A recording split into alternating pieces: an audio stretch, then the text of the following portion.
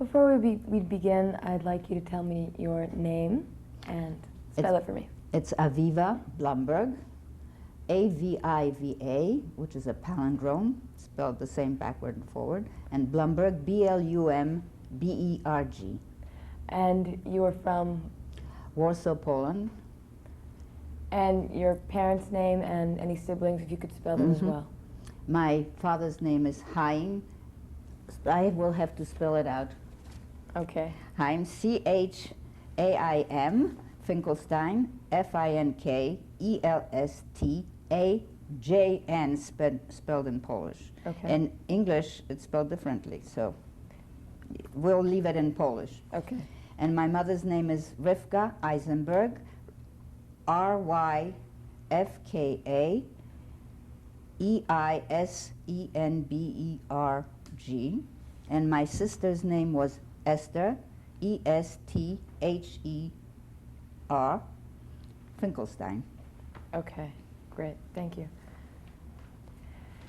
And when were you born?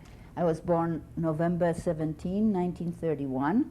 I was born in Warsaw at home in our apartment. Tell me what it was like in Warsaw growing up. Well, we lived in a neighborhood that was not really a Jewish neighborhood. That was not the ghetto. I mean, it was not where the bulk of Jews lived. It was an in-between neighborhood. That is, the building in which we lived had both Jews and non-Jewish people in it. And my father was a journalist, so we lived a pretty middle-class kind of life. We were not religious, so but there was no question that we were Jewish. The sense of Jewishness in Poland was extreme because of the anti-Semitism which was all around us. For instance, my sister and I could not leave our house by ourselves because the superintendent had children, and they were naturally Polish, and they would terrorize us. Always? Always. I mean, they would terrorize us so that we would give them things like stamps or, children's stuff, or money, petty cash, so that we didn't really freely go out into the streets by ourselves. Did they terrorize you because you were Jewish? That was well, yes, that was the thing. That they had freedom to do that. Yeah. But you grew up in a home that you were not religious, you said? No, we were not. But you knew you were religious. Jewish, and your father wrote for? He was a journalist for the Zionist Jewish paper, Heint, which was a world-renowned Jewish newspaper, Zionist paper. He was a journalist for the paper, and then he was an editor. And it was as part of his work that he was in Switzerland in 1939 when the war broke out, which is why he was separated from us at that time. Okay. So he was a Zionist, your father? Yes, both my parents were ardent Zionists. And is that the way you were brought up? Yes, and both my sister and I went to Jewish school, but it was a Zionist school, not a religious school. It was a Zionist progressive school. And what were the holidays like at your house? Well, we knew about we usually went somewhere for Passover, for special holidays. The one time that I remember being in a synagogue was one time, I don't know whether soon before the war, maybe a year before the war, for the high holidays, for like in September for the holidays. But we did not go to temple. We were not temple members. But the holidays, in Hebrew, in our school, they were Purim and all these holidays were celebrated. We were aware of the holidays and usually went somewhere for Passover, often to a hotel, that had Passover services, like they do here in the Catskills. Like in the Catskills, Yes. right, right. As a matter of fact, the year before the war, in 1939, we went to a Passover holiday place where I ended up reading the Haggadah because the boy who was supposed to read it, naturally, the 3 questions, refused to do it. I mean, he got scared. And so I did it for the whole company. I asked the 3 questions. I remember that. I got a book as a prize for that. What, did you read them in Hebrew or? In Hebrew, yes. Well, I was going to Hebrew school, the Tarbut school. The school I went to taught Hebrew as well as Polish because it was a Zionist school. I mean, that was part of the thing about that. So you were not religious, but you were aware that you were Jewish. How did you feel when the landlord's children were terrorizing? Did it make sense? Well, they were not the landlord, they were the supers. The supers, okay. And we felt awful, and our parents knew about it. I mean, this was not an event. This was commonplace. This was how it was. This is how it was not questioned. I don't know how to, I would imagine that this is how black children grow up in America, knowing exactly where they are. It's more visible, but in Poland, being Jewish was so visible in the same way. Yeah. And there were, how many Jews were in Warsaw? Do you know that?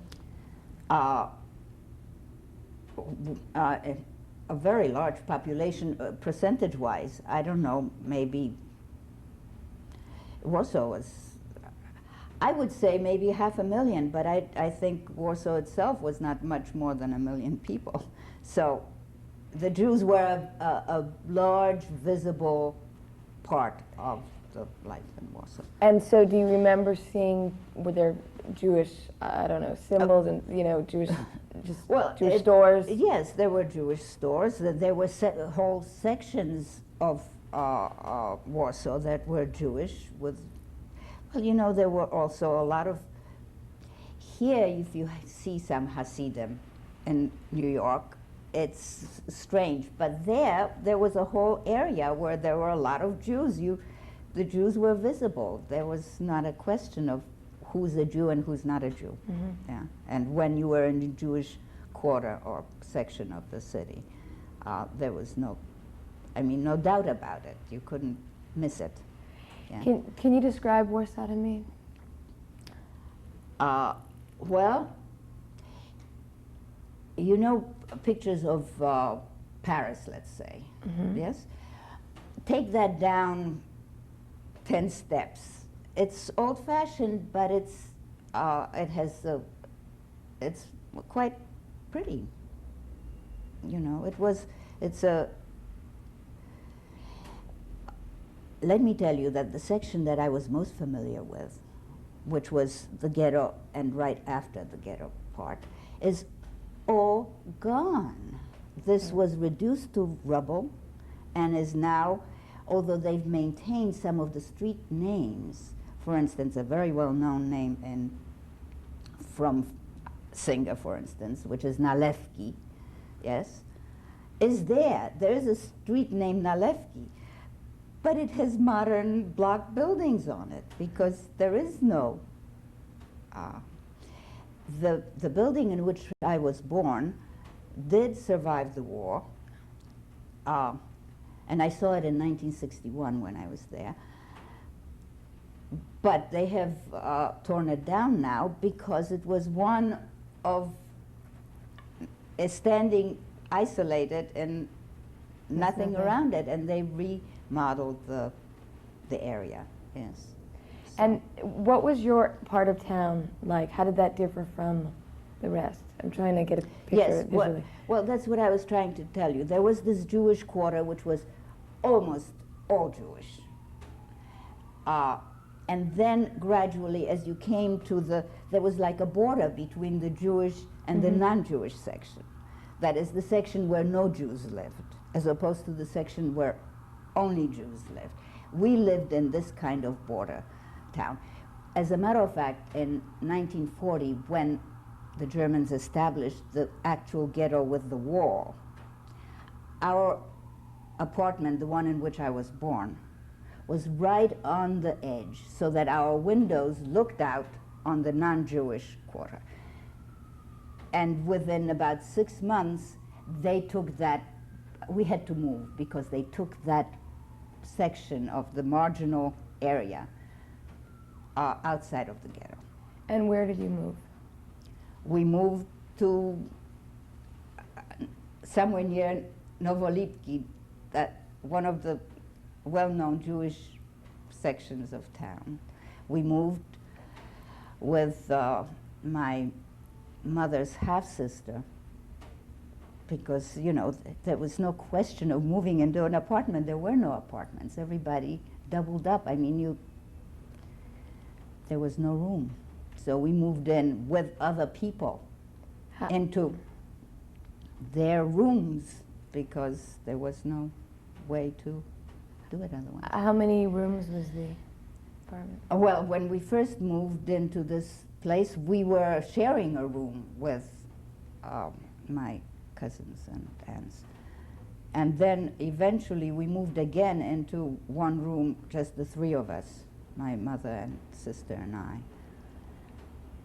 And then in 1943, in July, when the action started, I don't know if you know the story of the ghetto. I mean, there are different periods of time of Tell me about it. Well, in 1940 was when the ghetto was established. The wall was built, and all the few non-Jews that lived in that area moved out, and all the Jews from all the areas had to move in. And of course, at that time, as I told you, our apartment was still in the ghetto. Right. But we had an apartment, let's see, it would be a two-bedroom apartment. But about 5 families moved in with us. They were already living with us, my aunt and some strangers, so that in one room in which my mother, my sister, and I lived, there were 4 other people living now. How did you sleep? There were only beds, yes. How did we sleep? I slept in a bed. My mother and sister slept, I mean, in a crib. I was a small bed, a small room. My mother and sister slept together.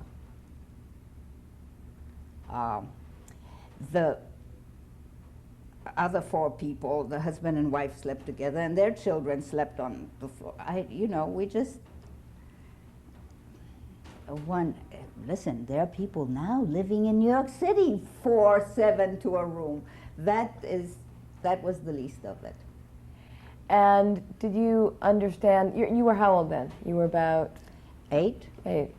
9, Did you understand what was going on? Did you understand why you had moved? Did you? Of course. First of all, as I told you, my father was a journalist, and he was on Hitler's blacklist as a journalist for a Jewish paper. So that soon after the war started and the Germans took possession, they began to come to our house looking for my father, to arrest him, to deport, to kill him, to do what they did. So I was aware of that. There was nothing I was not aware of, although my mother and sister did conspire to protect me because I was the baby. Now, my sister was 5 years older than I. So she became my mother's companion, and I was the baby for the 2 of them, yes. And so I was more protected than they. My father, we were all worried about my father because we did not know where he was. It was only sometime in 1940 that through the Red Cross we were able to get some news of him and some postcards. He was already then in America. When did he leave for Switzerland? He left for Switzerland in August. The war broke out September 1st, about maybe 2 weeks before. I mean, the Congress was still going on at that time.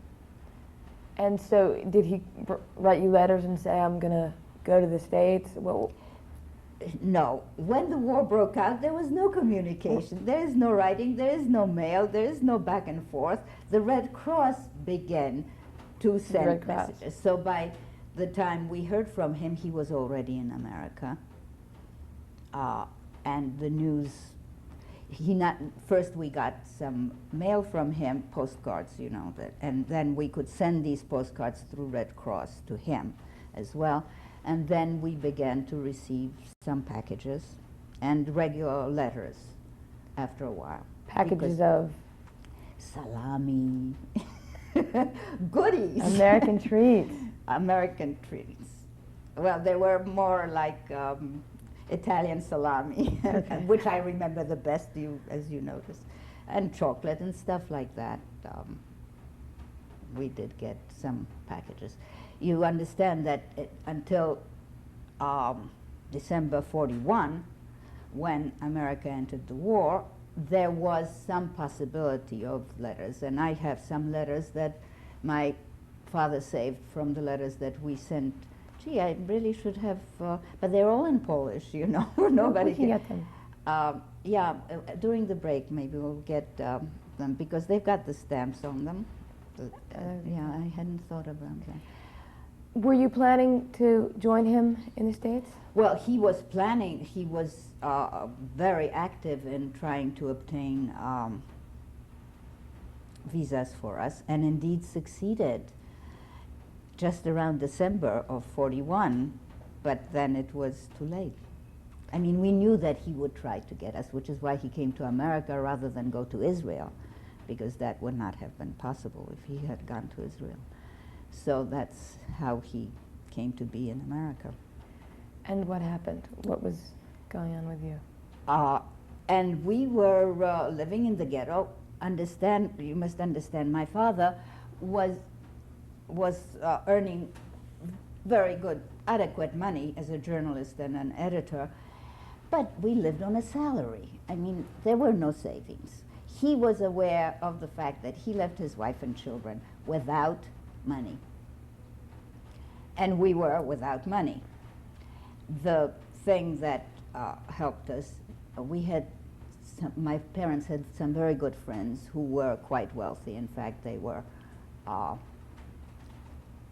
had a leather factory, and they helped us.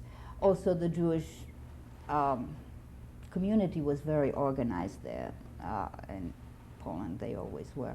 And we got some money from there. And then my mother started to be a businesswoman with the black market things. Among other things, she sold saccharin, lingerie. We also, for a time, made paper clips at home with a machine. Paper clips, you know, normal paper clips. You made them at home? We made them at home by the weight, you know. So we all worked at that. We had a machine that made paper clips.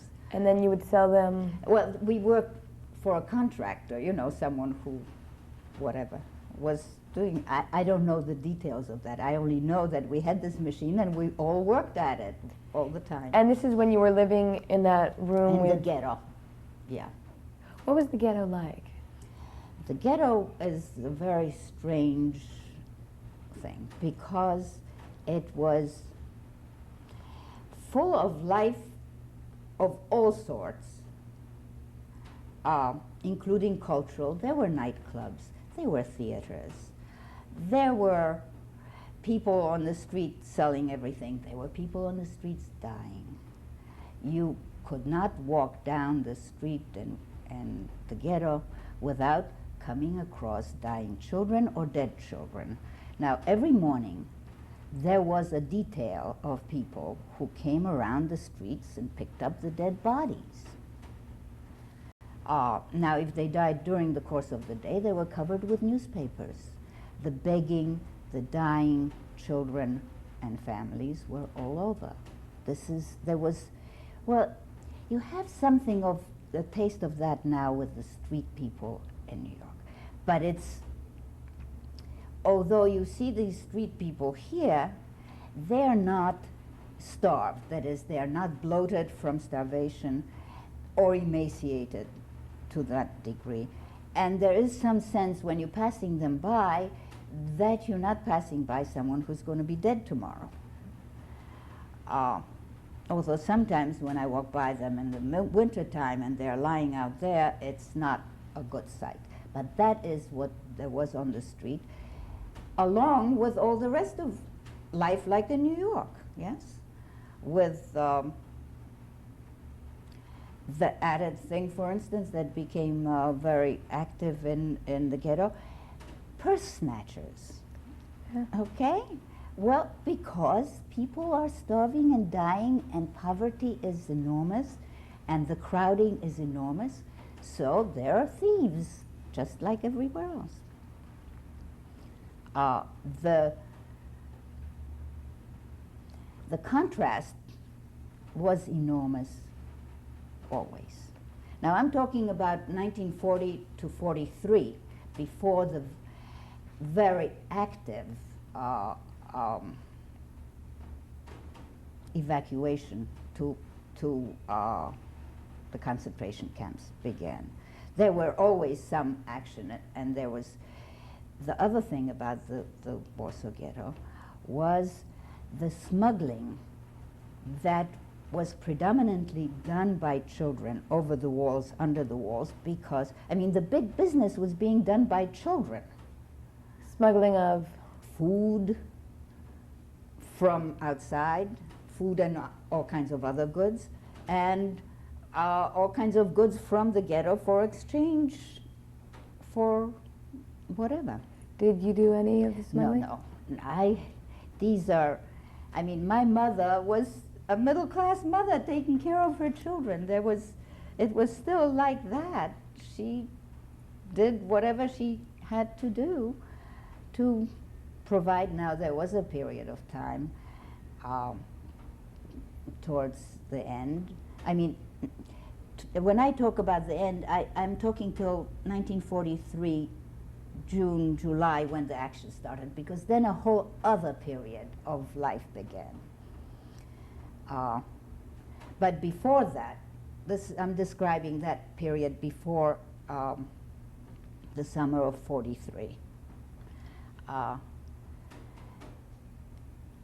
That's where this picture of this thriving community alongside the dying community, and the shootings, the random shootings on the street, and the random picking of people off the street happened, not in quite the same organized fashion as it became later.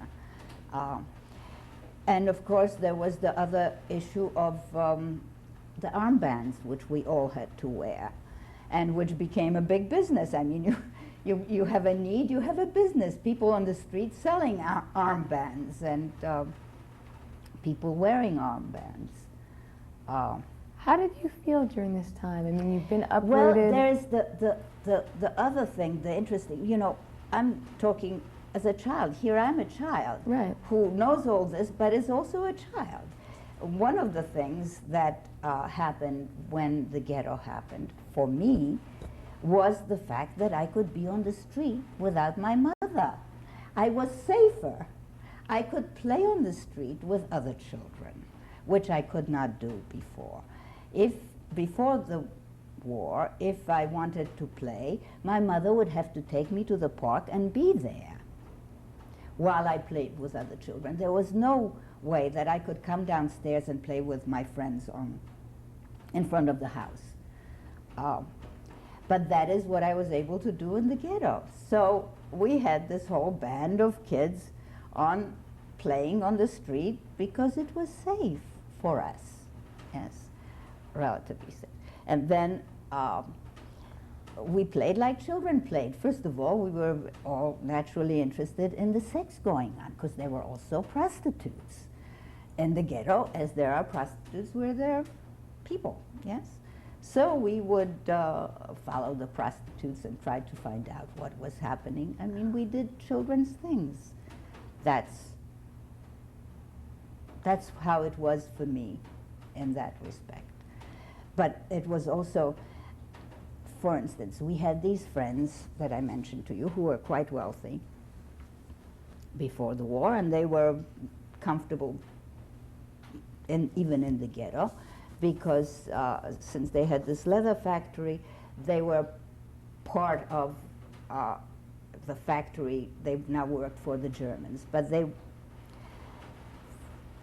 and their family were in a different economic place than we were. And we would go to their house often and be fed. I mean, we'd have dinner with them. But I was acutely aware of the difference between our situation and theirs. And because I was proud, I would often not eat there, even though, I mean, if they offered me food, I would often say, thank you. I wouldn't have it, because I didn't want them to know that we were hungry. And were you angry? Were you embarrassed? How did you feel about it? Embarrassed. I mean, in different situations. I was frightened, but I wasn't so frightened because I went everywhere with my mother. There was no, I mean, I became very attached to my mother, much more than I had been before. Mm-hmm.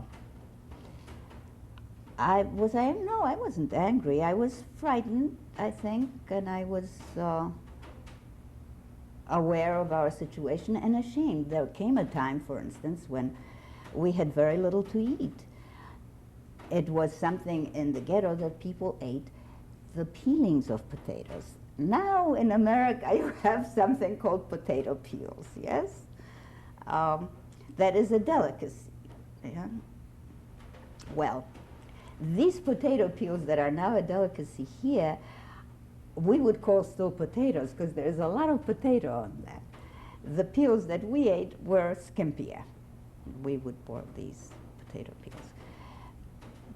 But, you know, what I was most aware of is the change in our situation, because we were comfortable before the war and we were in another place during the war. Were you studying at all during this time? No, I wasn't, because I was a child. But my sister was attending classes, I mean, group classes. She was 5 years older, so she was already, you know, in a school situation. But I mostly read. I mean, I spent my time in the ghetto reading enormous amounts of books. Who were your favorite authors? Well, I don't know who my favorite authors were because I don't remember, but the one book that I remember reading and being so impressed with that I still remember was a short story by Colette, of all people, about a cat. And it is a story about this man who had a cat, and then he gets involved with a woman, and there's a jealousy between the cat and the woman, and the woman finally throws the cat out the window and kills it. It's a Colette short story, you know. But that's the one that I remember. Perfect. Okay, now. Wait, you might. Oh, you might. You're stuck.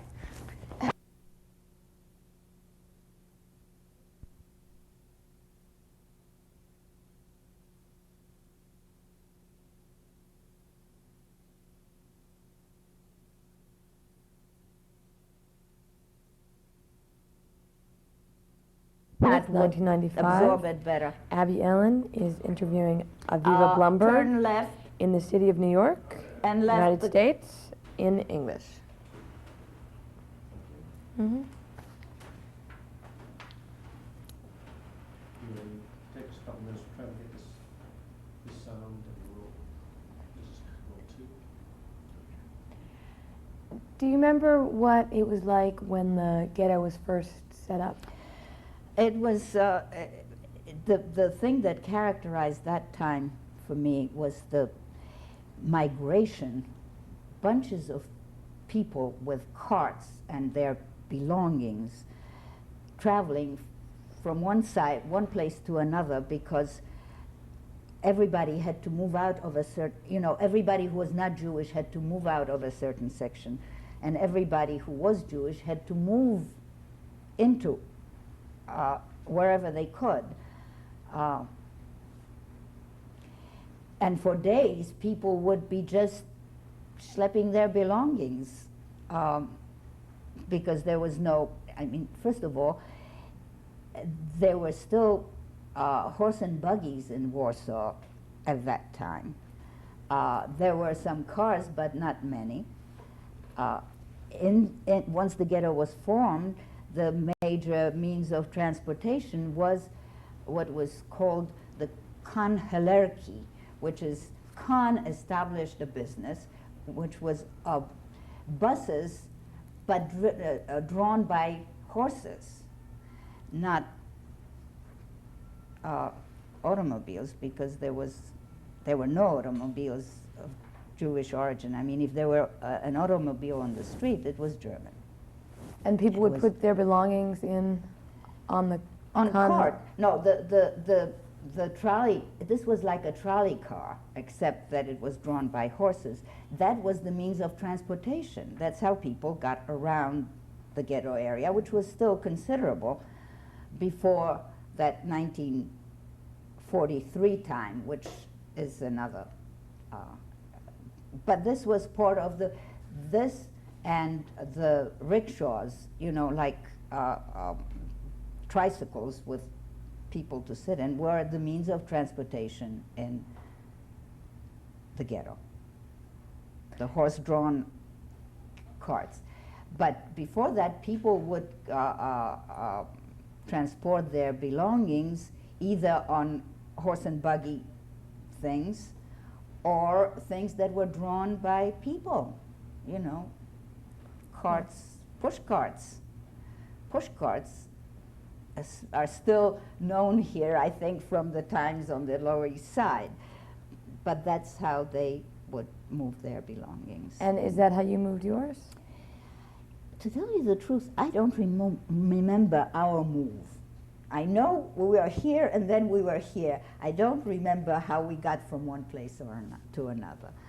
I would imagine that's how we moved our belongings, but I don't think we had very much. I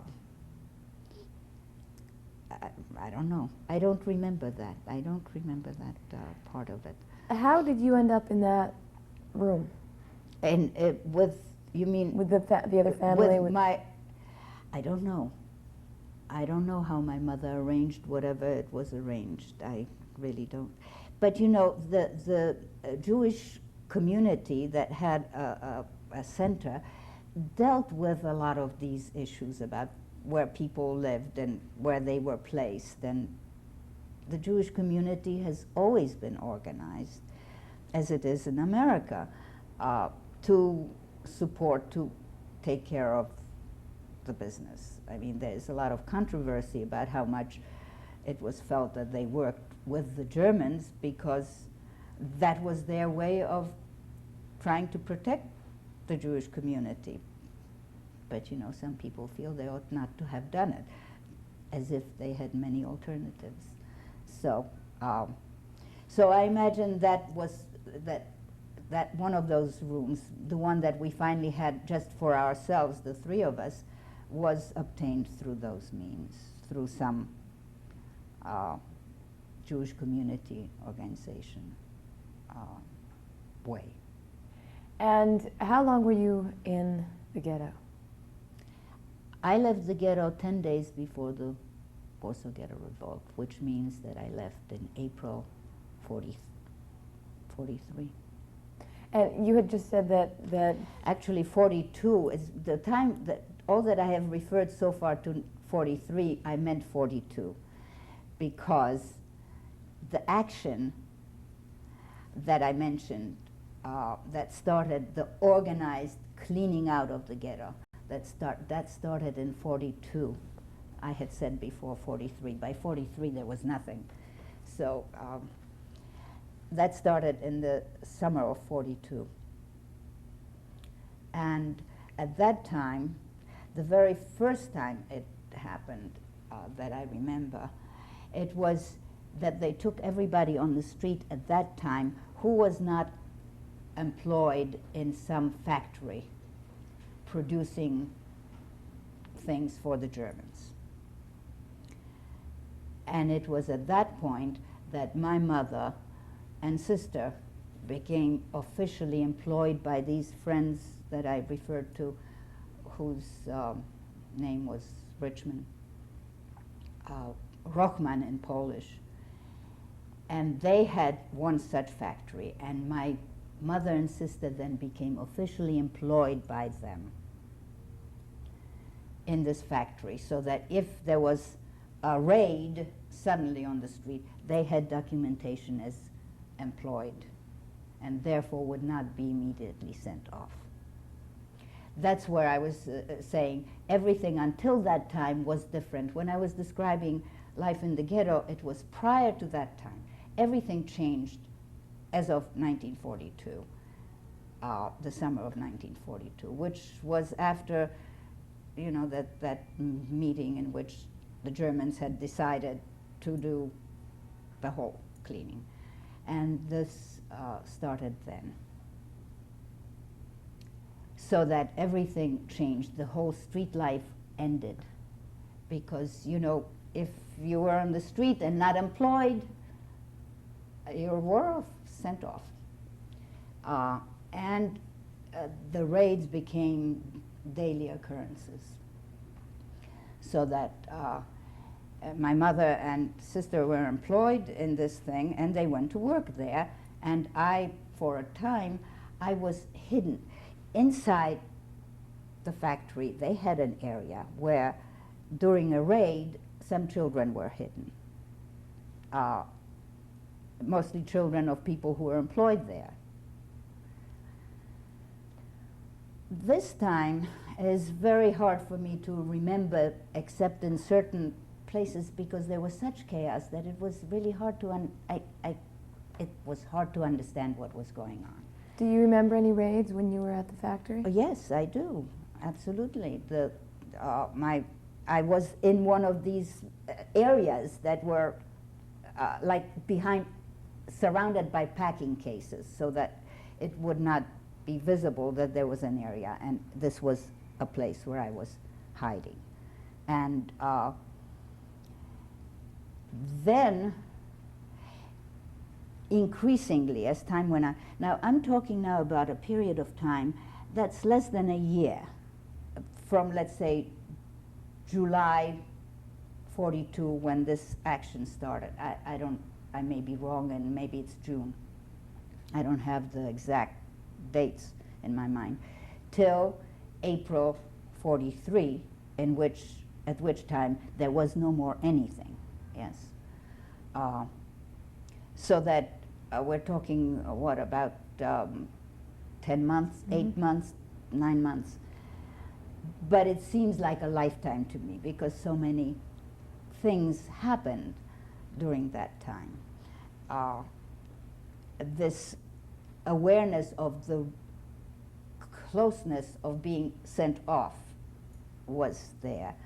The necessity for being protected in some factory. The ghetto they shrank the ghetto at that time around the factories that they were working. That is, part of the ghetto became turned over to the Polish side. Now, my mother and sister worked in this factory, but this was not a very secure factory. How to explain to you the degree of security in one factory or another is going to be difficult, but I'm going to try. Okay. The relatives of these people had contact, whatever, with a good German, all right? This German was a partner of theirs in black market machinations, whatever. They established a smelting factory. They took over a smelting factory and became partners with this good German in this business. And for a price, they took workers into this factory. What did it mean, workers? I mean, people worked there of sorts. But what it meant is that they would be protected by this good German, a la Schindler. Okay? What was his name? Oh, I don't know those things. I don't know any of those details. In any case, they took us into this factory. We had no money, but we were their friends. They took us into this factory, this smelting factory, which meant at that time that we were a unit placed to live somewhere together, and daily went to this factory. This factory also had the job of going into the emptied houses of Jews in that section that was now turned over to the non-Jewish side, into these empty houses to collect the metals. And we would go into, a small detail would leave the ghetto into this non-ghetto area now, which is how ultimately I left the ghetto. And we would collect the metal, throw it out the window, and then it would be at the end of the day collected and brought to this factory, presumably to smelt the thing. This was a war effort. I mean, there was metal collected in America for the war effort too. So that's where we all now worked and were protected by this, relatively protected. Now, during this time, when we went there, I don't know, but I would imagine it probably was like maybe October, November of 42. You had left the Richmond's factory at that That's point? right. Okay. That's right. Because this was a better factory. This was a very premium factory. And in fact, there were a lot of benefits. I don't know how many people survived. I don't really know who was there so much because it was all very fractured. But during this time, I remember several raids that took place like in the morning or in the evening where we lived, which was outside of the factory. The raids consisted, like you can see that in Schindler's. They would come and get everybody out of the house and take them off, yeah? So that people would build a variety of hiding places. I mean, this was also in Schindler. That is not so foreign anymore because I can now refer to Schindler. It's so much easier. We would hide behind, there would be a room that was blocked off by a wardrobe thing or whatever. And I remember several such instances in which we did hide. Now, there was my mother and my sister and I. I recall my mother was, I don't know, my mother was a very good, socially oriented person. She was the person in the whole family. Now, I didn't tell you, for instance, that my mother had 2 of her own siblings and 4 from a previous half-siblings from her father's previous marriage. My father was the oldest of 6 children. None of these people exist. Were your parents both from Poland? Yes, yes. So the reason I'm telling you this about my mother is that one of the things I remember so vividly is an instance in which there is a raid. My mother and sister and I have no hiding place.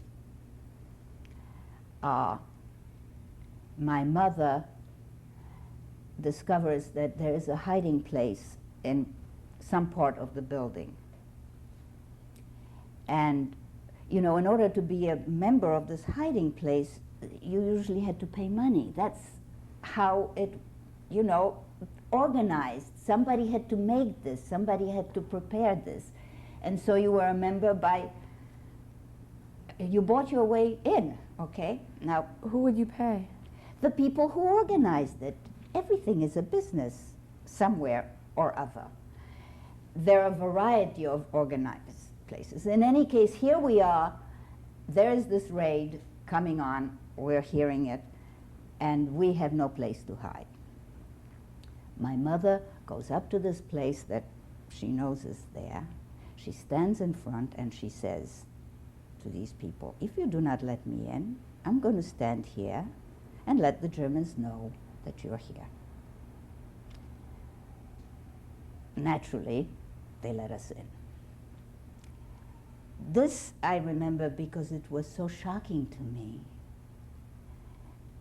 In retrospect, I don't know whether it was shocking to me then, but since I remembered it, and there is so much I don't remember, I imagine that this was because it was so out of character for my mother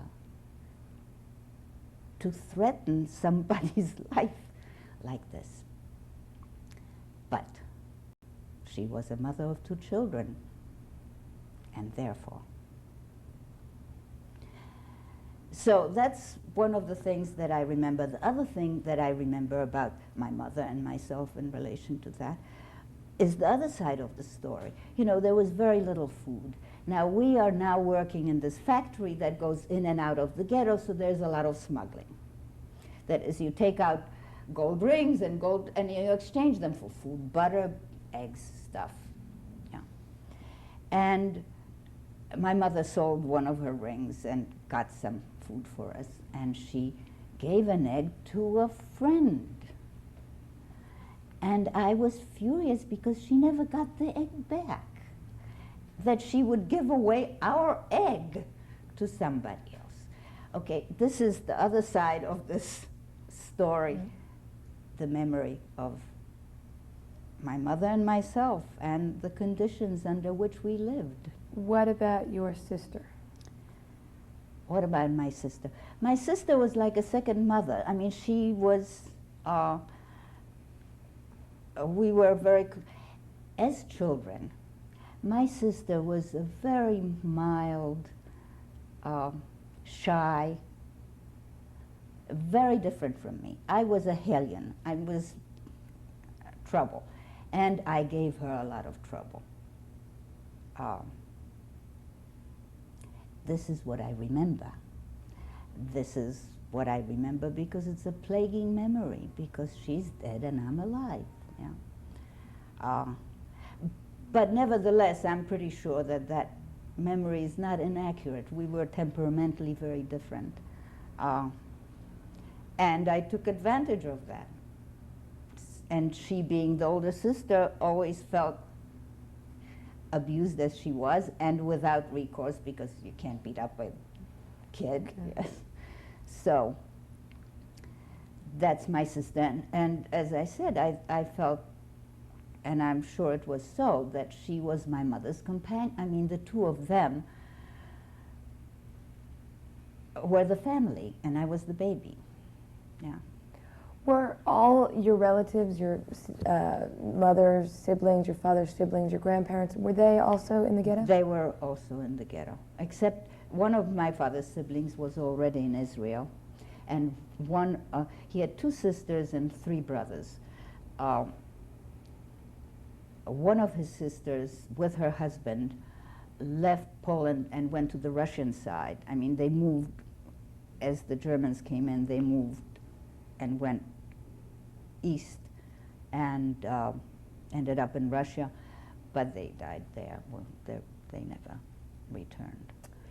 You said that you left the ghetto 10 days Okay. before the uprising. Tell me Now, about that. this is this good factory. Let me tell you another story about this good factory, because sometime, I would say in January or February, I don't know, it's documented somewhere, there was an action in the ghetto called the Kettle, which consisted of all the remaining Jews in the ghetto, all of them in all the factories, being collected in a place called Umschlagplatz. Don't ask me to spell it. You'll have to look those things Okay. up. Umschlagplatz, where they proceeded to select people. This goes to concentration camp, this goes back to the factory. You know, that kind of selection. This good factory, this is what makes it a good factory. This German was able to take all his factory people out of this kettle back to his factory without passing selection. That's what he was able to do. Schindler. Schindler did something similar. He moved his whole factory into, okay, Right. That's indeed a very similar instance. That's what made this factory a good factory, because the protection was greater than in most other places. Now, in this factory also, and this is probably where my sister ended, there were an active building of a bunker, a hiding place underground, which they dug out, and I participated. I mean, it was being furnished with food and stuff and places for people to try to survive. And I remember that very clearly as well. Now, about my leaving the ghetto, my mother was very anxious to keep us all together, and she felt most secure if she was taking care of us. But our friends, the danger in the ghetto became increasingly clear to everybody. And What was going on? what was going on? It was clear that everybody was going to be evacuated into a concentration camp. There were rumors in the ghetto that I was even aware of the fact that there was gassing of people, that there, but they were rumors, even though there were witnesses coming back. I mean, it was so beyond comprehension that it was, people simply couldn't accept it, yes?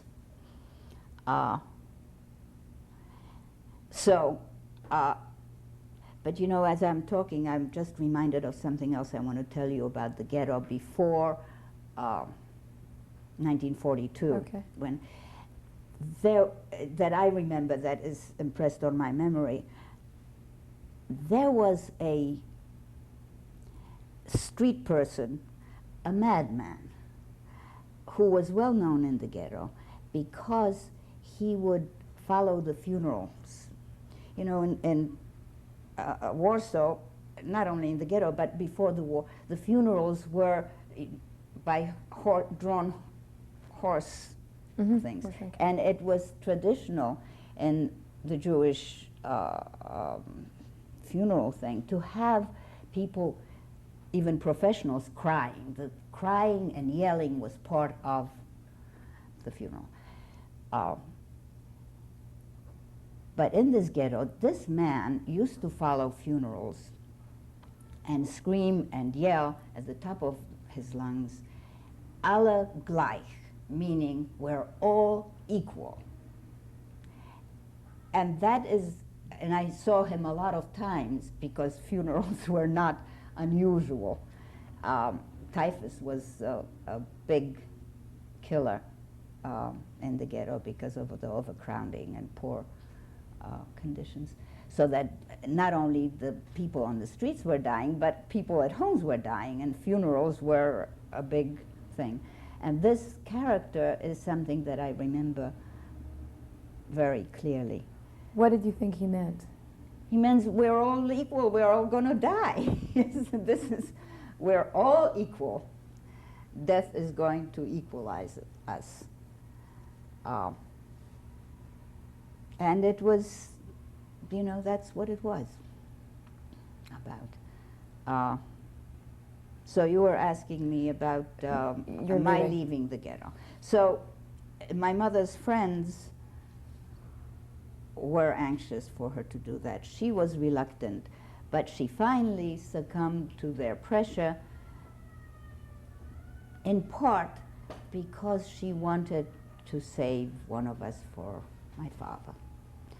Although we were in a lot of trouble, she was very busy worrying about my father, naturally, because he was an important person in our lives. When you would write him letters, did you tell him in detail what was going on, or No did you way, censor first of them? all, because the letters were censored. The envelopes that we have are all cut with censorship, you know, the swastika censorship things on them. Yeah. There's no, we were very careful. If there was any message, it was usually guarded with some convoluted ways of communicating. There was not. Now, so what was I saying? Oh, yeah, that it was to save someone for him. And I was the one chosen because I was the youngest. I'm you saved the baby. But also because I was blonde and blue-eyed. My sister was dark-eyed and had a humped nose. There was no mistaking her as Jewish, but I could pass as non-Jewish. And we both spoke Polish very well without an accent. I think I mentioned to you that my parents did not speak Yiddish to us because they did not want us to grow up with an accent like Brooklynese. I mean, speaking Jewish in Poland would affect your Polish in the way that Brooklynese Affects your English. affects your English. And so that I could pass relatively easily by my looks and by my sound. Did you know Yiddish at all? Well, I didn't know before the war, but I did know during the war. Children learn quickly, and I did then learn. Although now I know Yiddish, I can understand it more. I'm not very fluent in speaking. I have trouble speaking it. So your mother decided that you could pass as a non-Jew. That I would be easier to place, and that she really needed to think about saving somebody for my father. And so then the next question was about money. I mean, you can't plan passing without having some guilt. It doesn't happen very often. We didn't know anybody that would take me with, I mean, it occasionally happened, but it was not something that we could plan. So the first thing that had to be established is where the money was going to come from. Now, the Jewish underground in Warsaw did have some money, and that they allotted a certain amount per family. Now, my father was a well-known member of the Jewish community, which is probably why we would get some money more easily than someone else would. So they allotted us a certain amount of money, and then these friends that had this factory, the leather factory, the first factory that I mentioned, had a partner. Before the war, they were in partnership with a Polish person because it was useful then too. And he had their money, and so they asked him to give me a certain amount of money each month. So again, this is another half hour. Every half hour. Too fast.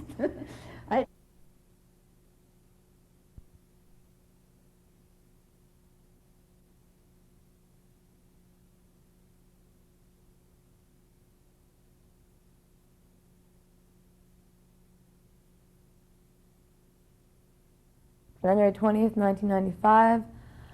Viva Blumberg is being interviewed by Abby Ellen in New York in English.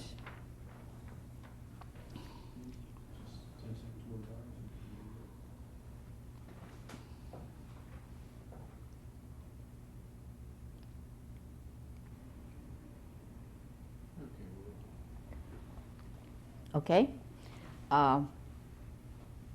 So there was a certain amount of money I was going to get monthly from the underground and from this thing. And some friends of my mother's, it wasn't my mother. See, I mentioned to you this detail that went out every day to collect iron that left the ghetto. In that place, the Polish people could come and trade, as they did with. I wonder, I really should describe to you this work detail on which I worked a lot of times. Tell me about it. Because it's an indelible memory. And I think there was also something like that in Schindler's List. We would go into these emptied apartments, which now were knee-deep in down. Because in Poland, where it's very cold, feather beds, you know, down quilts were the normal fare. This is, so in these empty apartments, there were pillows and down feather beds.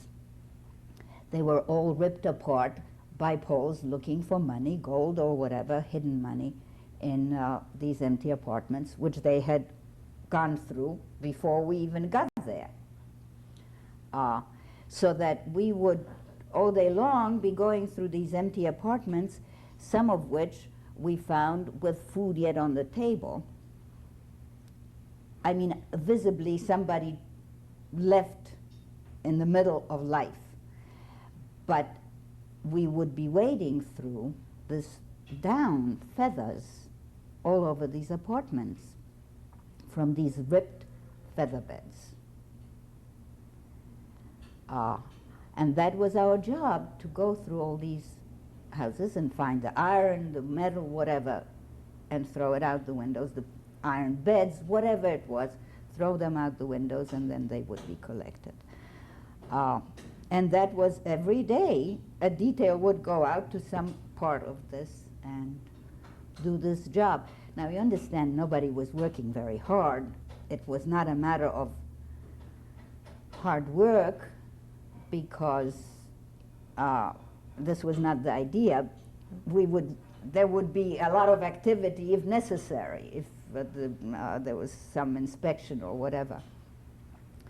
The Germans who guarded us, so to speak, who accompanied the detail in and out of the, I guess were not, I don't know whether they were bribed, but they didn't care very much about what was going on and about the smuggling. So it was on one such detail that these friends approached a woman who was selling newspapers there, and asked her if she would be willing to take a child for whatever money it was. I don't know, let's say it was like $300 a month. And she agreed. I don't know whether she was the first one, how they found her. Anyway, they found someone who agreed to take a child for this money. She knew it was a Jewish child? Well, this is a Jewish job site to which there's no mistaking. She knew this is why she would get paid. I mean, that's she knew the danger.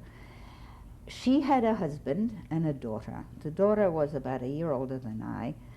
Her husband was a trolley car conductor who was now not working because he was dying of TB. But they came from a working class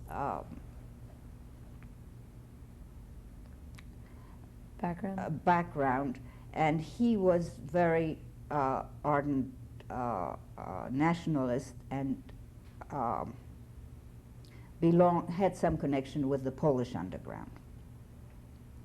In any case, they agreed to take me for this money, and I went out on this work detail in April, I think it was the 10th, and her daughter came, and I left the ghetto. I left this work detail with her because I took off my band and I was now not Jewish. Did you have anything with you? No, I had a coat. There's nothing. I had a coat with me. In the coat, my mother had written on a piece of cloth my father's address in America, and sewed it in.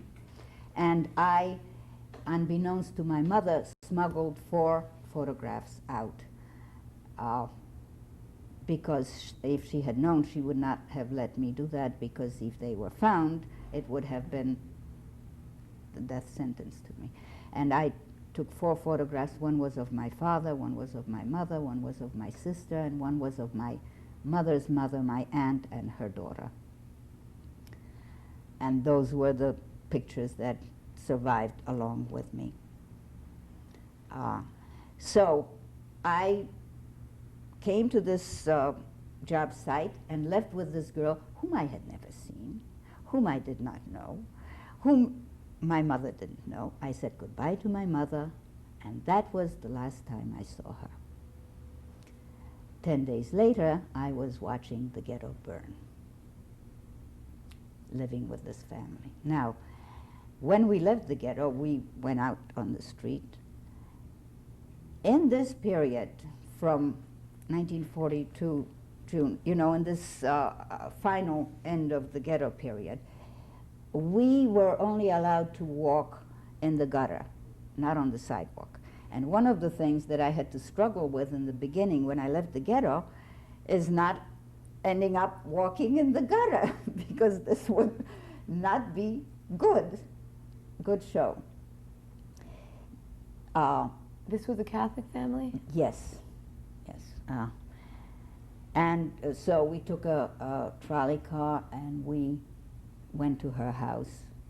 She took me to her house where I stayed. Then she left and went back to tell my mother that I was safely at home. What was the family's name? Rychowiecki. Now, when I left the ghetto,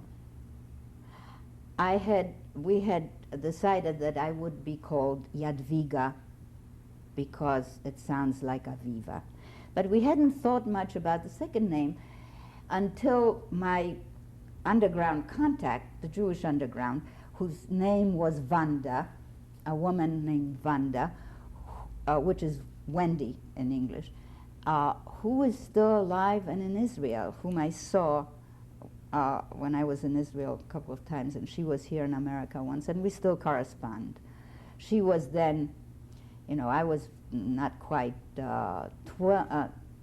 not quite 12. She was maybe 18. I mean, she was, but she also was blonde and blue-eyed and did not look Jewish at all.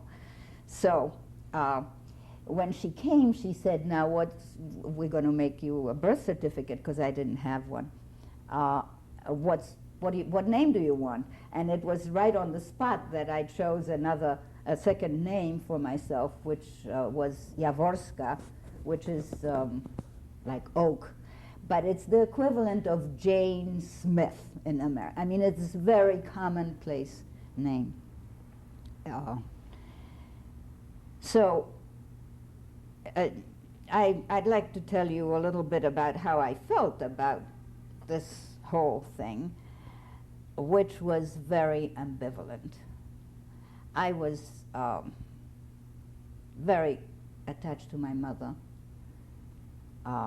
and I was very reluctant to leave her, but I was also thrilled at the adventure, the newness, the curiosity, and of course, knowing that, it plagued me for many years that I was interested in doing this, that I should not have wanted to do this.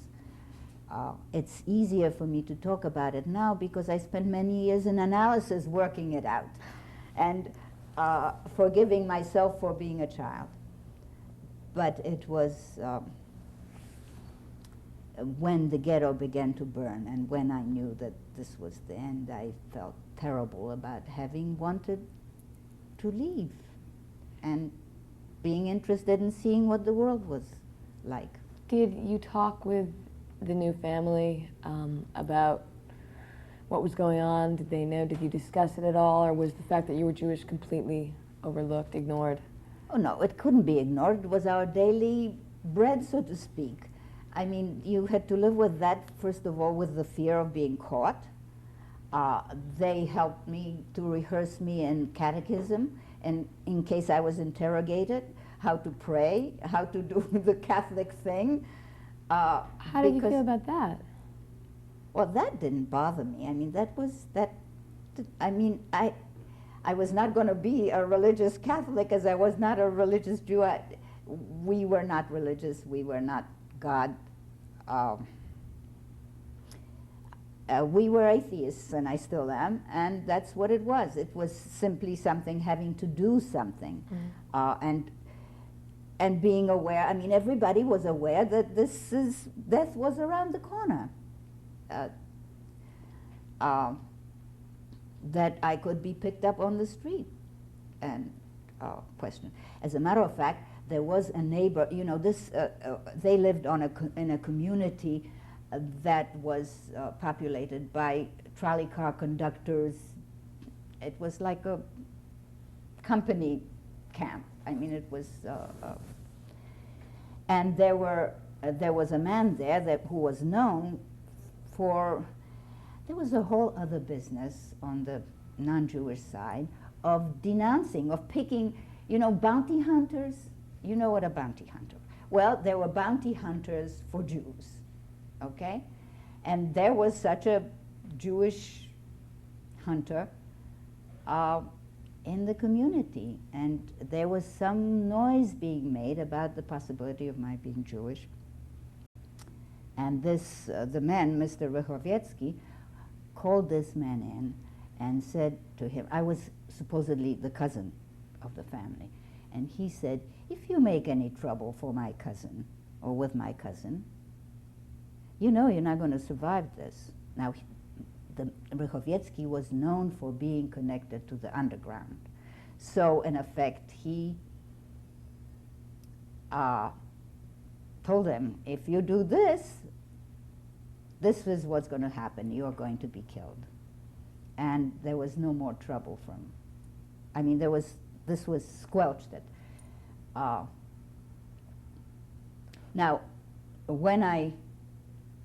after a few days when I got accustomed, these people were very poor. They were poor, you know, the way, just one step up from actual poverty. Mm-hmm. So the money that came with me was meaningful to them.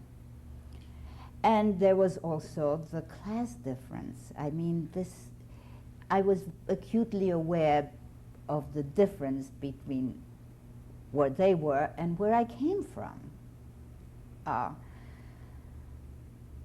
That was part of it. But when my mother met this woman as I was leaving, she had asked her, please, to give me milk, a glass of milk every day. Yes. Now, I had not had milk for God knows how long, because we didn't have that kind of thing. And she promised my mother that she would give me a glass of milk every day. And indeed, she kept her promise, because they also didn't have milk before. But she began to buy milk for me. And I suppose, I don't remember so much whether she also gave it to her daughter. But I knew that this was special, and I knew that this was what my mother had asked her, and that she did it. You know, she didn't really have to.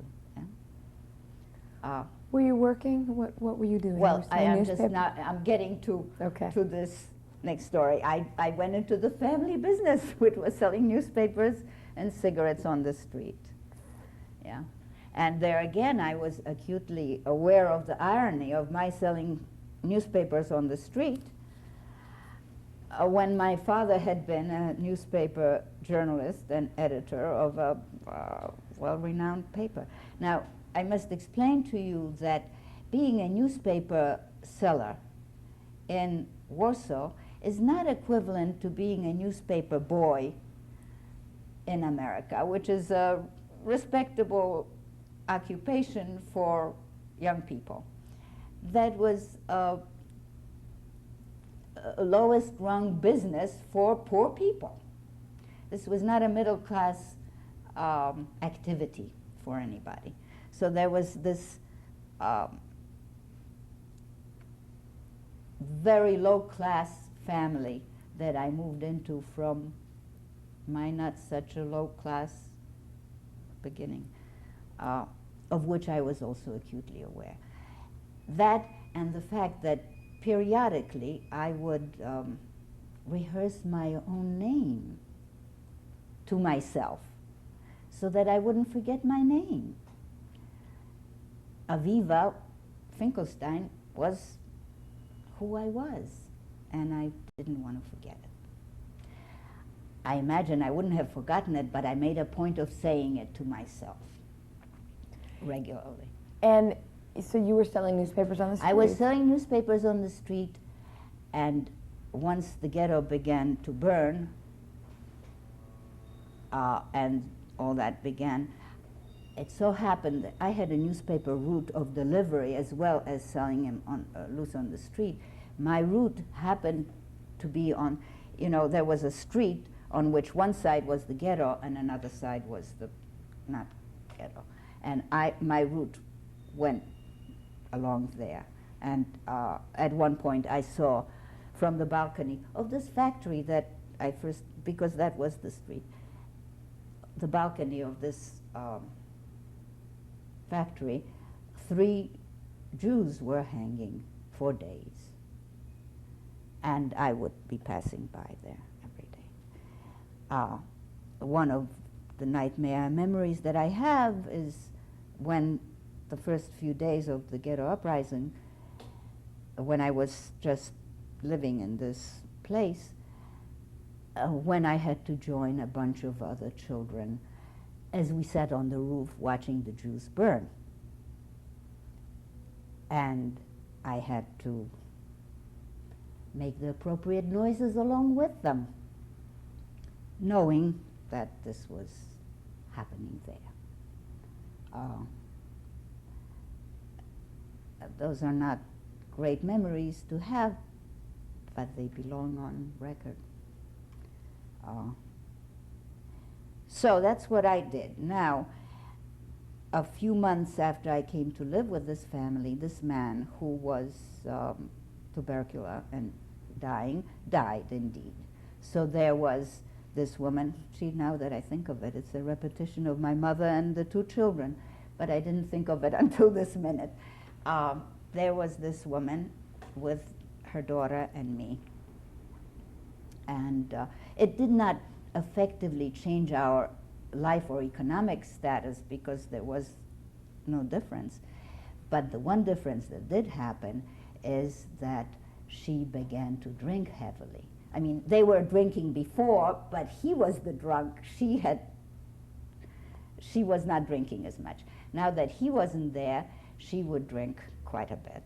And all 3 of us were worried about what might happen when she's drunk, about spilling the beans about my being Jewish. But once she came close to spilling it in the presence of someone else that I was Jewish, but it never happened otherwise. So you lived in constant fear? Yeah, and they did too, because it would not have been good for them either.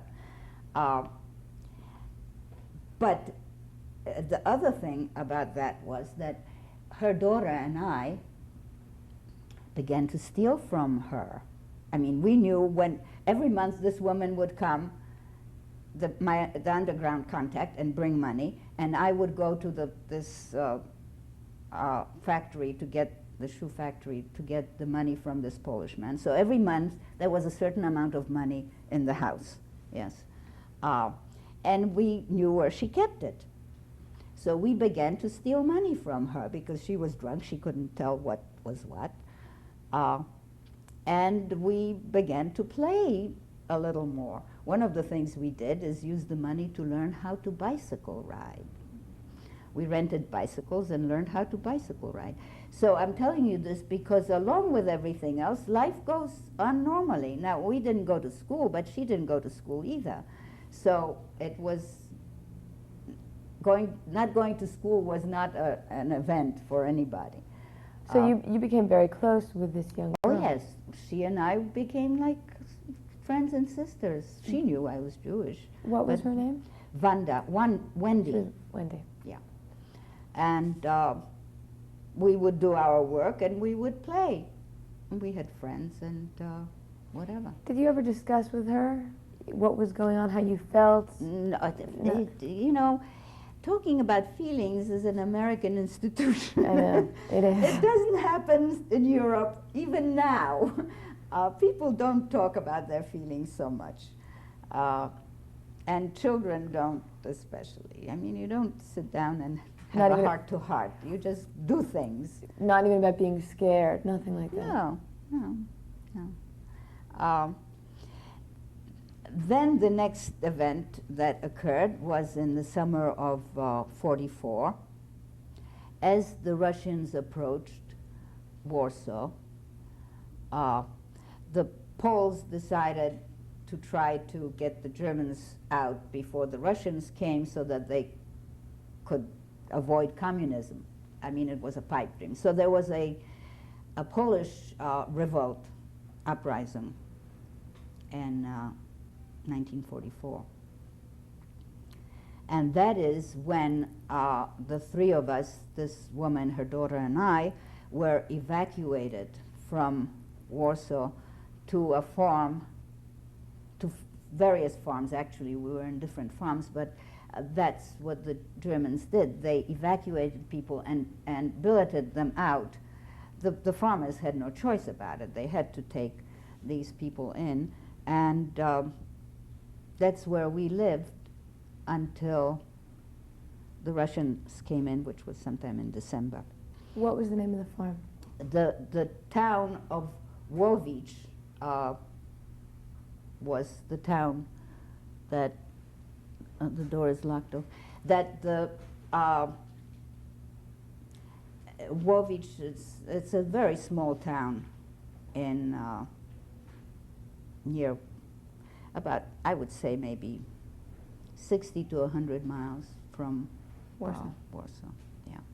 And what were your duties at the farm? I was responsible for the cow, taking her out to pasture. Now you must understand that I was a city child. Although I had seen animals at a distance, taking care of animals was a little daunting. I was frightened, let's put it this way, I was frightened of the cow, but I was the one who took the cow to pasture. Now this family, this farm family, did not know that I was Jewish. I was there as a Polish person, there was no question. So that daily I would have to kneel in front of the, you know, the peasant families often have like an altar in front of which they pray. And I would have to daily kneel in front of this altar to presumably do what all good Catholics do, is pray. So I got to the point that I timed how long this would take. I knew the prayers because, you know, the Rochowieckis had taught me these prayers, how long it would take, and I would just kneel there and sit long enough to presumably do what I was supposed to be doing, passing. Did it bother you? Did it bother me? You know what bothered me? That I became a bedwetter. What bothered me is wetting my bed. That's what bothered me. Because it was humiliating, it was annoying to everybody, it made for dirty linen, and it was, that's what bothered me. The praying I thought was a joke. Yeah, I was,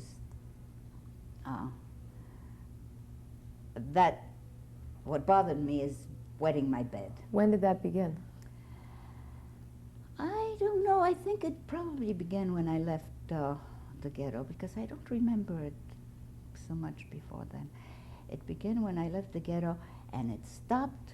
The last time I wet my bed was when I was in Sweden, just before I came to America.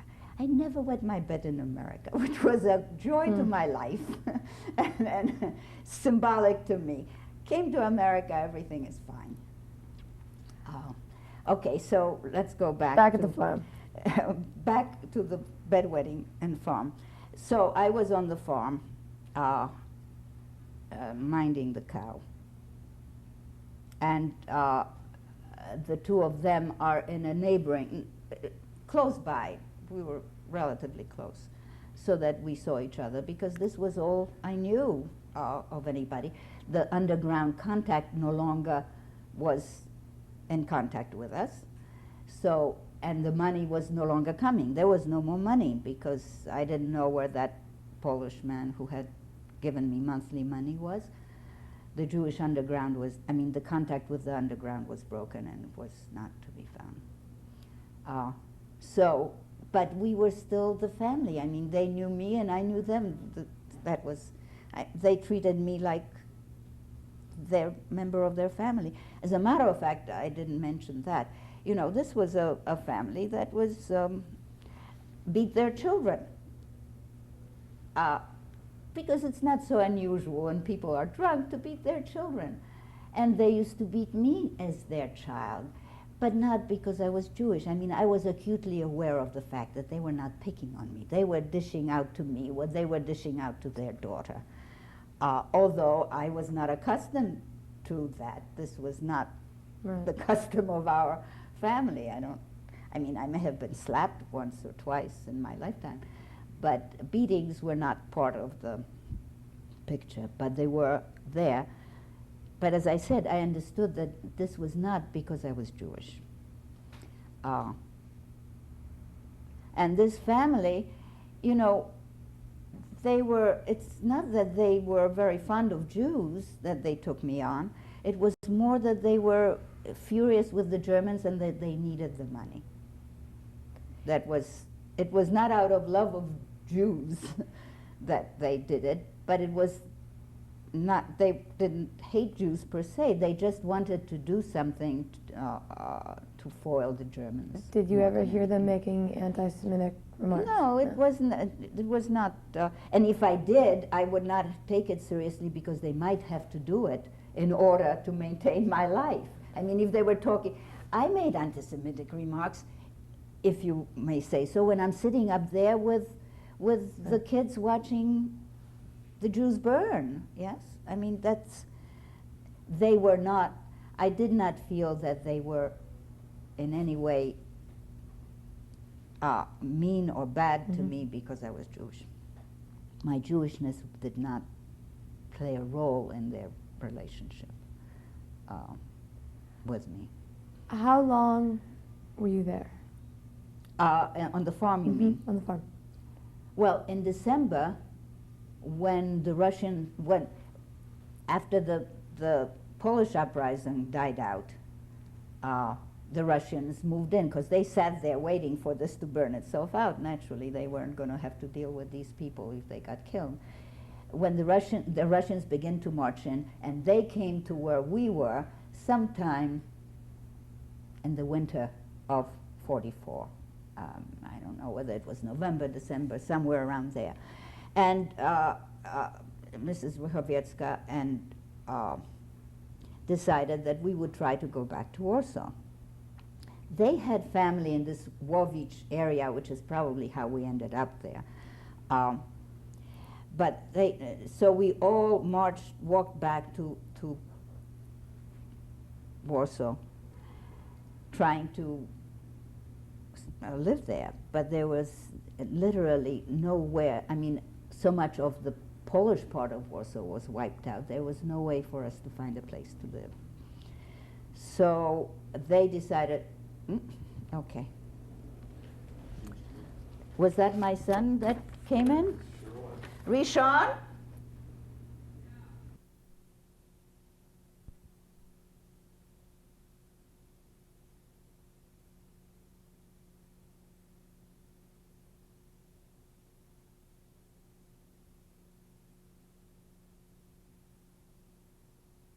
Or January 20th, 1995, Viva Blumberg is being interviewed by Abby Ellen in New York, and the language is English.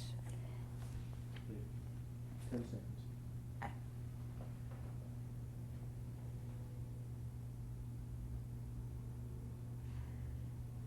just remembered I didn't tell you about that brief time I was in the detention camp. For those 2 days? Yeah. Well, first, tell me about. Let's start back. We're back in Warsaw, and you said there was nothing there. There's nothing there, and so they decided to go back to the farm, to the small town near the farm where their relatives lived, and I got a job, quote, because now the Germans weren't compelling anybody to keep you. If you lived on a farm, you had to earn your keep, yes.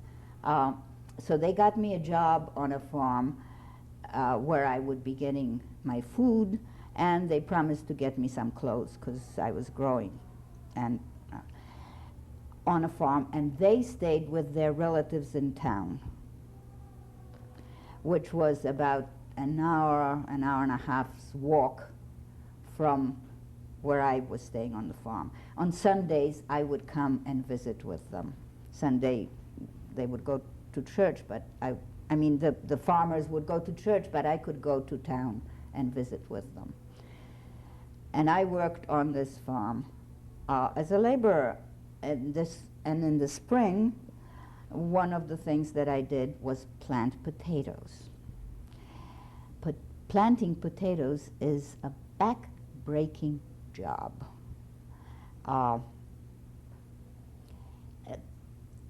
Because it also involves spraying manure over as fertilizer. You know, there were no chemical fertilizers, but they had manure. Manure is extremely heavy because it's wet. And anyway, this was my job on the farm. It was very, very hard work. But more than that, I was terribly lonely because the only people I knew were these two people who lived an hour and a half walk from me. So sometime in April maybe, I decided to quit this job and try to get a job in town. What about trying to find your sister or your mother? Well, I was pretty sure. I knew my mother was dead because I knew that she had been evacuated to a concentration camp because, I didn't tell you that I knew that my mother and sister were separated finally because on the day that the Warsaw Ghetto uprising started was the first day of Passover. And my mother went to visit these friends who had this factory for Passover, and my sister stayed in our good factory by herself. And I knew that my mother was was deported together with this family, the Richmond family, to a concentration camp called Trawniki near Poland. Because the way I know that is that one of their sons and his wife were able to leave that camp, and they passed in hiding and survived the war. And this woman and her husband ultimately came to America with my father's help and their uncle's help. So that but I knew that already before because this man who gave me the money every month also then gave them money. I knew from him about them and about my mother having been in concentration camp. I never knew about my sister, and to this day I don't know how she died at all. But I also don't, I've never, there are some records of Trawniki, and I have never looked up my mother's name in it. But after the war, immediately after the war,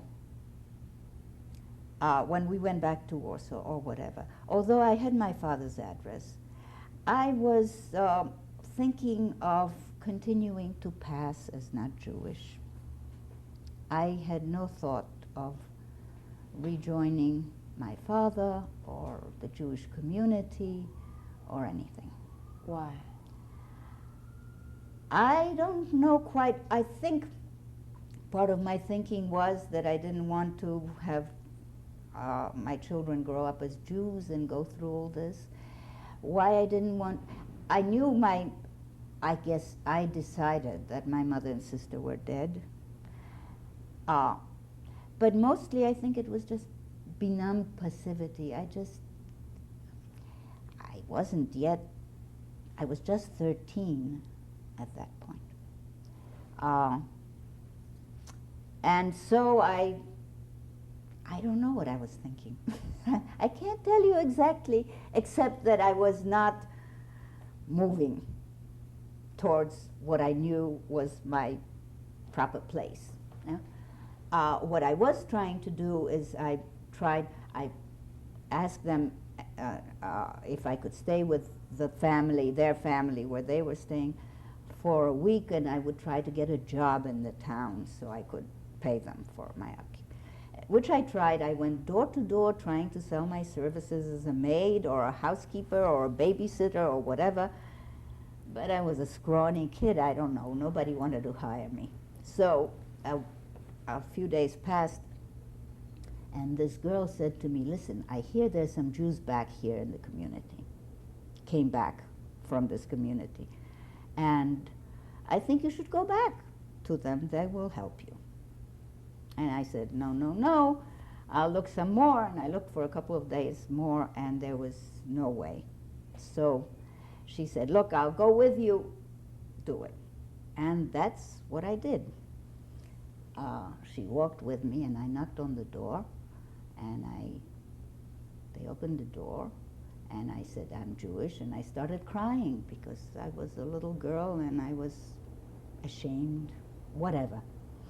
But I knew a lot of names of people in the Jewish community.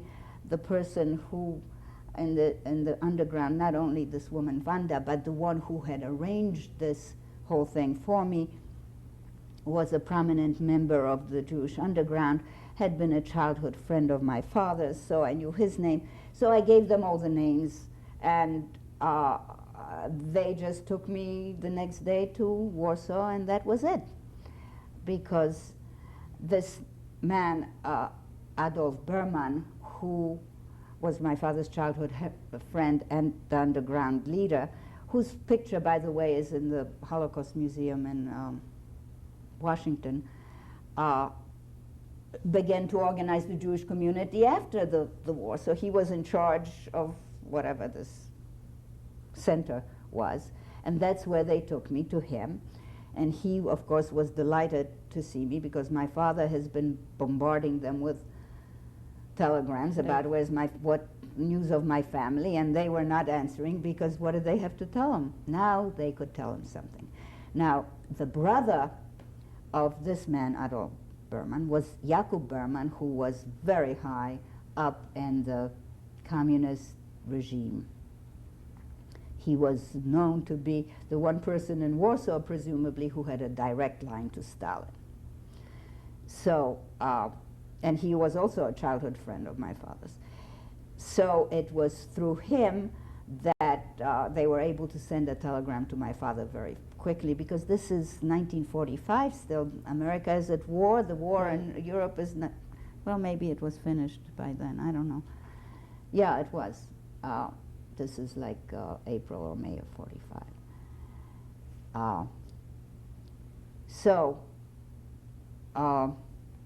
He was corresponding with your father. So yeah. And he asked me at that point whether I would like to live with some family that would, Jewish family that would take care of me, or whether I wanted to go to an orphanage. And I chose to live in an orphanage because I was sick and tired of being grateful to people for taking care of me, and I wanted to be someplace which was set up for children, for me to be. Among other things, I was worried about my bedwetting. I mean, you don't want to come to somebody's home and wet their bed. Right. So in a few days, I went to this orphanage in Otwock, which is a suburb of Warsaw, where the first thing they did was shave my head. because I had lice. Naturally, everybody had lice. This was not, but they could not cope with so many children with trying to clean their hair. They just shaved it off, which was a humiliation beyond belief because I looked like a boy, and it was not a pleasant time. Was it co-ed? Were there Yes. both boys and girls? Yes. Well, I looked like a boy so that the nurse, when she came in, thought I was a boy. Okay. So it was, What was it called? The orphanage. Dom Dziecka, the house of the child. That picture is... That you showed, yeah, we'll see that. Mhm. And how long were you there? Okay, so I came... Now, you must understand that my father, the minute he heard that I was alive, went into high gear to get me out of Poland. So that, in fact, it was more difficult to get a visa to America, but he got a visa for me to go to Sweden. So I left Poland in September of '45. Now in May, April or May is where I first made contact with the Jewish community. Yeah. And I went to, in May, I went to that children's home where in fact I converted to Judaism again, so to speak. I mean, what I mean is I reconnected with the Jewish community there and reconnected with my Zionism. I mean, reconnected with my life, so to speak. That was at Dom Dziecka. Dziecka. Mm-hmm. And that was predominantly, it was all Jewish? That was for all the Jewish stray children. I was not the only one. Right, no, of course. I was the only one who had a father. There were all these, there were a lot of children. This was not the only such children's home. The Jewish community, as always, became organized and took care of their own as much as possible. This is what Jews do. That's what they do. They have had to learn that over the centuries. They're very effective in that respect. So you got a visa to go to Sweden? Yeah. And we had all these connections way up high, I was able to get a passport very readily. My Polish passport number is in the 400s. So I was also able to, to get a transport out of Poland or even out of Europe to America was a big accomplishment. Actually, I left Warsaw in September '45, smuggled on a Swedish airplane because you could not get private citizens. I went with a trade trade company. No, what is it? A group of government trade representatives, because a relative of Jacob Berman was going to Sweden to buy some government supplies, radio and stuff, and he smuggled me onto the plane. They paid for my ticket afterwards because you couldn't buy a ticket like that. So that's how I went to Sweden. That was your first time on a plane? That was my first time on a plane. That was the first time in years that I had an orange. And it was the first time that I had chicken in I don't know how many years. So that was quite an event all by itself. Now, while I was in the children's home, the children's home was naturally organized around the needs of all these Jewish children who had not been in school. So we had classes in preparation for exams, entry exams into various levels related to our age levels. Now, I had gone to school before the war for a year. I had not gone to school at all in the meantime. So they were preparing me, since I was now 13, I was of an age to start high school. I was being prepared, along with other children, for high school entry exams. So we studied all day long. I mean, that was what we did, is study and You read studied and English? prepare. No. This is for a Polish high school. English doesn't Okay. exist. Okay. I mean, I knew that I would be coming to America, but this was an unknown thing. I was being prepared for now. This was before the September. Hopefully, if I had to stay, I would start school in September. So I was being prepared to entry into a Polish high school, where I took a Polish high school entry exam. Now you understand that this is a matter of months, between May, June, July, August, maybe 4 months. So that we were all preparing quite a lot. As a matter of fact, our guardians and teachers would have to stop us from studying in the middle of the night because, you know, we were all hungry for this and very worried about getting into school.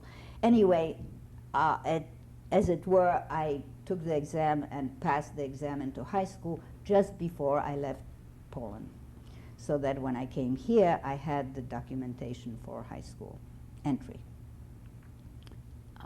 English was another story. That was the next story. So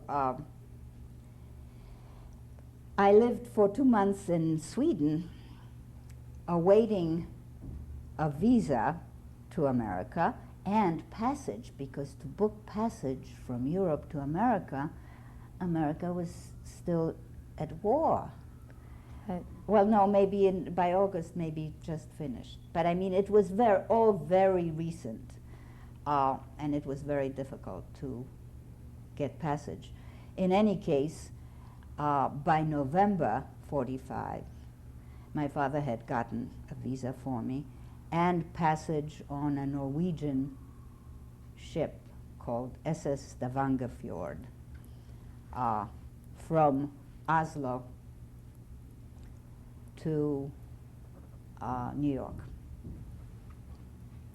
While in Sweden, I lived at the Polish embassy because I had letters from Jakub Berman, who was then still big in the government, to be cared for and treated by them until I could leave to my father, Poland. And in Stockholm, I had some very interesting experiences. You know, my father at this point was employed in New York by the World Jewish Congress. He had established the location service for the World Jewish Congress, which means he was getting lists of where Jews were all over Europe, and the families here would be looking for, you know, he became the location service matchmaker. So there was a World Zionist Jewish Congress in Stockholm as well, and they naturally became my caretakers as well, and they decided that I should live with a Jewish family, naturally, rather than these Polish ambassador and his wife. And so they arranged for me to live with a Jewish family. The ambassador was out of town, and his wife agreed to let me go and live with this Jewish family, which was a very unhappy thing for me, because when I lived with them, I could speak Polish, there was no problem. But with the Jewish family, they didn't speak Polish, I didn't speak Swedish.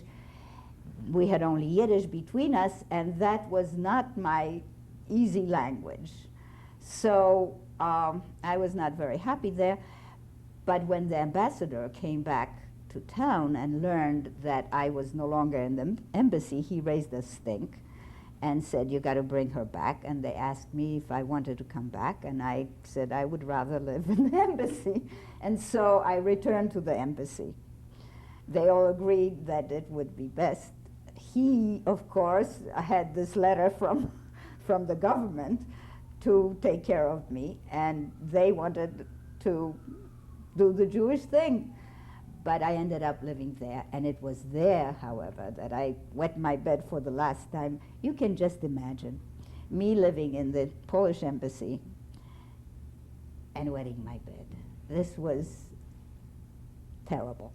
They had, however, a younger son. This was a young couple, the ambassador and his wife. And they were, they were very nice to me. But it was humiliating to me, naturally. But it was my last humiliation. As I said, once I came to America, it never happened again. What was it like seeing your father for the first time? Well, okay. At that time, it was very difficult for him to get permission to meet the boat because it was all after the war and all the securities and whatever. But he had written wherever he could, and he did get permission to meet the boat. Now, you can imagine my father had not seen me since 1939. This was 1945. This was 5.5 years. No, it was about 6.5 years later. I was a very different person. It was almost twice my age from when he knew me. Yeah. I was twice as old as I had been when he knew me, almost. But he didn't change so much. So as I was, first of all, I saw the Statue of Liberty because I came in that way still. And we landed in Brooklyn. I recognized my father, but he could not Didn't recognize me because I first saw him from the top of the ship. But then when I came down, my father was crazed. I mean, he pinched me. He didn't know he was doing it. He was pinching me till I was practically black and blue. I didn't want to say anything to him because I knew why he was doing it, but he was hurting me simply to have some tangible contact. On the other hand, the first time I addressed him as Mr. because I just wasn't used to the word I mean, I caught myself. This was something that I'm not even sure that he heard it because he was on planet Mars and I was on planet Venus. I mean, I don't know where I was either, but I caught myself calling him Mr. Although I knew he was my father, it was just that I was not accustomed saying Papa, it was just not. So that was our meeting. What did America look like to you? Or what had you heard about it? Well, America, what I heard about it, on the one hand, the streets are paved with gold, the stories. On the other hand, all these blacks are there, we are in the jungle. I mean, it was unreal. What did I see? I don't know what I saw. I really was dazed. I mean, it was only years later, and even now that I understand how deeply I wasn't here when I was here. Yes? When I thought I was here, I wasn't here. What I do remember is we took a cab from Brooklyn to Manhattan because my father lived in Manhattan. And I remember crossing the bridge. I remember my father showing me a policeman and saying to me, take a good look because you're not going to see that very much. There are not many policemen around. You understand this is 1945. Policemen were really more rare. But it was his way of saying Europe is over because police and policemen and that uniformed people is what one is accustomed to in Europe. And he knew that I was coming from a police hell, yes. Were you afraid when you saw that policeman? No, I tell you what I was. We lived in an apartment that had black elevator men. I was uneasy because I had not seen a black man in my life.